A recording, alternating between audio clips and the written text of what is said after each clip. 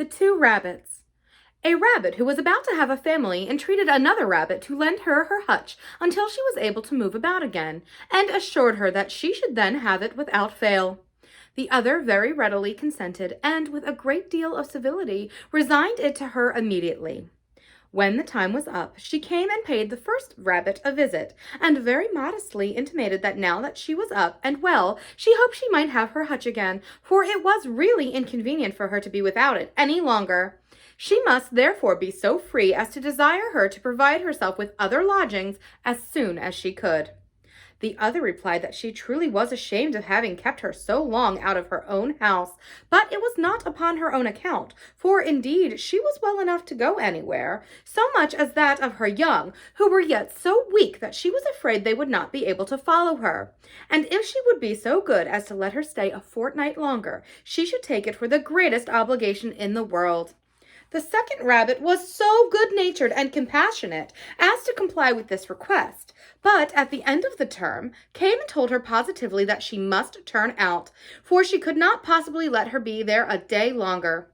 "Must turn out," says the other. "We will see about that, for I promise you, unless you can beat me and my whole litter of young, you are never likely to have anything more to do here."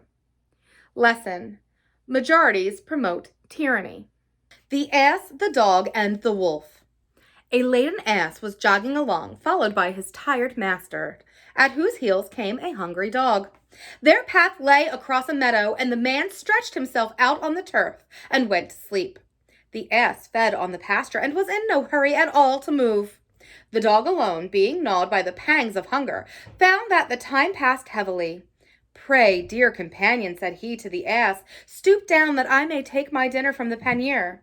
The ass turned a deaf ear and went on cropping away the green and tender grass. The dog persisted, and at last the ass replied, "Wait, can't you, till our master wakes? He will give you your usual portion without fail." Just then a famished wolf appeared upon the scene, and sprang at the throat of the ass. "Help, help, dear Towser!" cried the ass, but the dog would not budge. "Wait till our master wakes," said he. "He will come to your help without fail."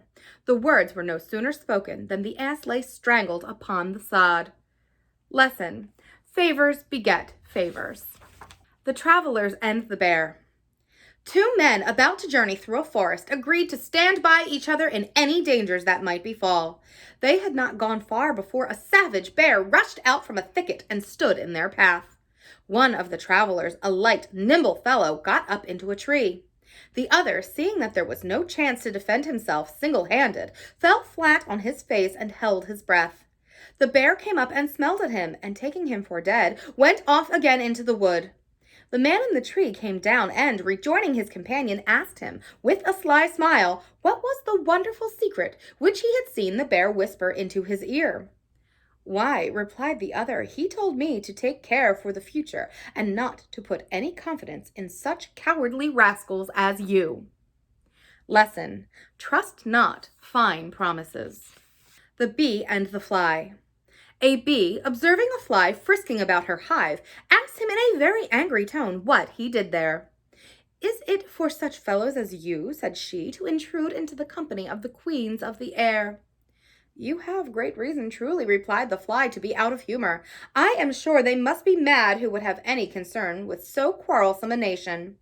"And why so, may I ask?" returned the enraged bee. "We have the best laws and are governed by the best policy in the world. We feed upon the most fragrant flowers, and all our business is to make honey, which equals nectar, low, tasteless wretch who lives upon nothing but vile things." "We live as we can," rejoined the fly. "Poverty, I hope, is no crime, but passion is one, I am sure. The honey you make is sweet, I grant you, but your heart is all bitterness, for to be revenged on an enemy you will destroy your own life, and are so foolish in your rage as to do more mischief to yourselves than to your enemy. Take my word for it, one had better have fewer talents and use them more wisely." Lesson: Well-governed communities should make well-governed individuals. A man bitten by a dog. A man who had been bitten by a dog was advised by an old woman to cure the wound by rubbing a piece of bread in it and giving it to the dog that had bitten him. He did so, and Aesop, passing by at the time, asked him what he was about.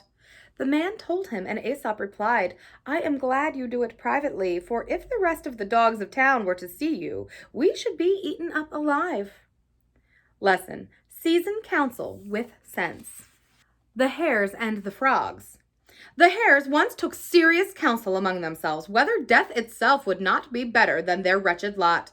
"What a sad state is ours," they said, "never to eat in comfort, always to sleep in fear, to be startled by a shadow, and to fly with beating heart at the rustling of the leaves. Better death by far."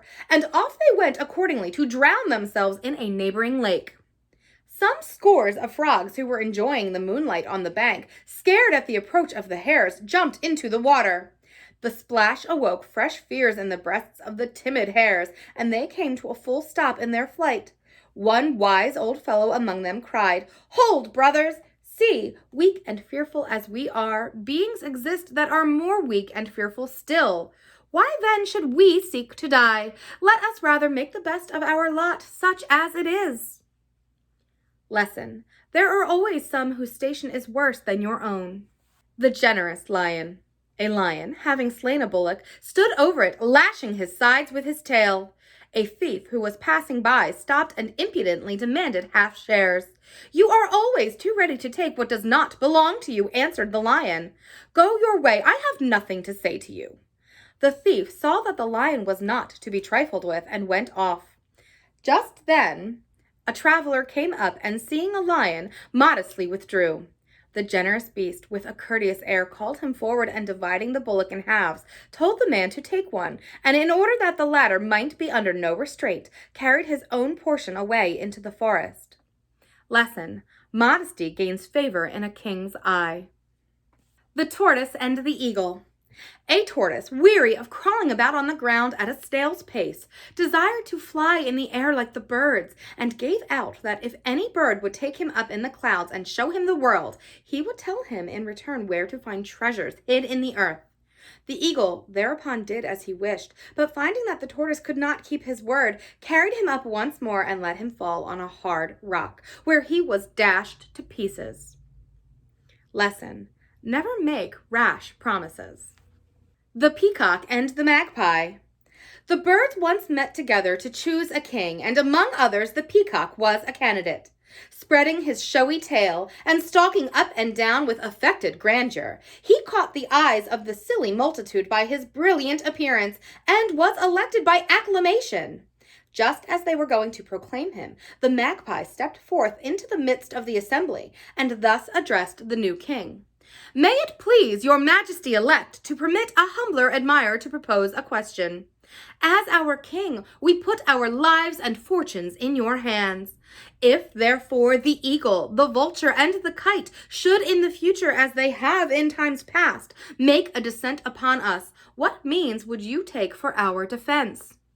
This pithy question opened the eyes of the birds to the weakness of their choice. They canceled the election, and have ever since regarded the peacock as a vain pretender, and considered the magpie to be as good a speaker as any of their number. Lesson: the crowd is caught by display. The Ass and the Sick Lion. It was reported that the lion was sick and confined to his den, where he would be happy to see any of his subjects who might come to pay the homage that was due to him. Many accordingly went in, and fell easy prey to the old lion, who devoured them at his leisure. But it was observed that the ass very carefully kept away. The lion noticed his absence, and sent one of his jackals to express a hope that he would show he was not insensible to motives of respect and charity by coming and paying his duty like the rest. The ass told the jackal to offer his sincerest reverence to his master, and to say that he had more than once been on the point of coming to see him. "But the truth of the matter," he observed dryly, "is that all the footprints I see go into the cave, but none come out again. So for the present my health demands that I stay away." Lesson: it is wise to see one's way out before one ventures in.